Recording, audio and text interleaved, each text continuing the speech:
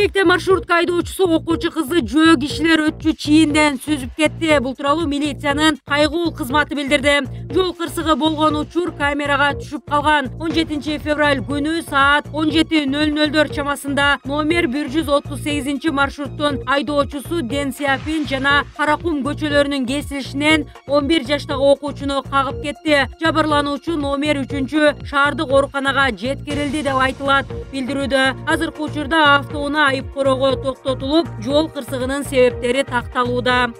Кыргызстанда 18 февралга карата коронавирус 41 адамдан аныкталды. Аймактар боюнча алганда Бишкек шаарында 20, Чүй облусунда 14, Талас облусунда 1, Ысык Көл облусунда 5, Жалал Абад облусунда 1 адамдан илдет табылган. Акыркы суткада 191 адам илдеттен сакайып чыкты. 2 бейтап каза болду. Бүгүнкү күндө стационарларда коронавирустан 333 бейтап, амбулатордук түрдө 1622 адам дарыланууда. Кыргызстанда пандемия башталган бери 200.255 адам коронавирус жуктурган. Алардын ичинен 193.792 киши айыгып чыкса, 2939 адам каза болду. Россия Федерациясынын президенти Владимир Путин мыйзамдарды бузуп, уруксатсыз жүргөн мигранттарга өлкөдөн чыгаруудан тарта кирүүгө тыюу салууга чейин кескин чараларды көрүүгө чакырды. Бул тууралуу РИА Новости жазды. Экстремисттик көрүнүштөр, укук бузуулар жана мыйзамсыз эмгек ишмердүүлүгүнүн кандай гана түрү болбосун Орусиядан чыгарууга жана кийин кайра киргизүүгө тыюу салууга негиз болуп, бул чаралар тезинен кабыл алынышы керек деди Путин ИИМдин коллегиясында. Ал мыйзамсыз миграцияда криминалдык бизнес курган кылмыштуу топтор үчүн да катаал чаралар каралышы керектиги белгиленген. 1 январдан тарта Россиянын ички иштер министрлиги жаңы эрежелерди киргизгени маалым. Өлкө аймагында мыйзамсыз жүргөн эмгек мигранттары өлкөдөн чыгарылып, кайра кирүүсүнө тыюу салынып, ошондой эле алар менен кошо иш бергендер да айыпка жыгылмай болууда.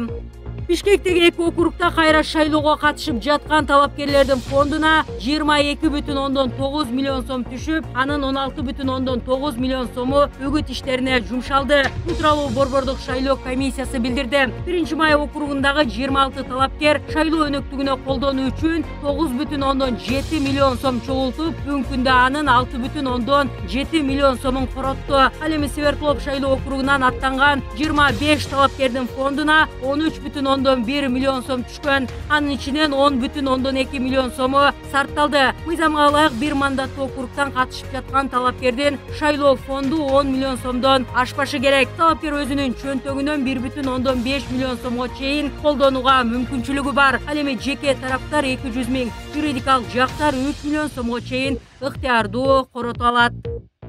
Бишкек шаардык милициясынын тергөө абагы капиталдык оңдоодон өтүп жатат. Маалыматка ылайык 2 кабаттуу имаратта тамактануучу жай, жуунуучу жай жана 31 камера бар. Учурда тамактануучу, жуунуучу жайлар оңдолуп, кафель төшөө иштери жүрүүдө. Ошондой эле камералар, коридорлор, администрациянын кеңселери жана кабылдамалар оңдолууда. Мындан тышкары желдетүү жана ички жылытуу системасы оңдолот. Баштан аяк оңдоо иштерин Рамазан курулуш жоопкерчилиги чектелген коому тендерден утуп алган. Ал ушул жылдын апрель айынын аягына чейин бүтүрүшү керек.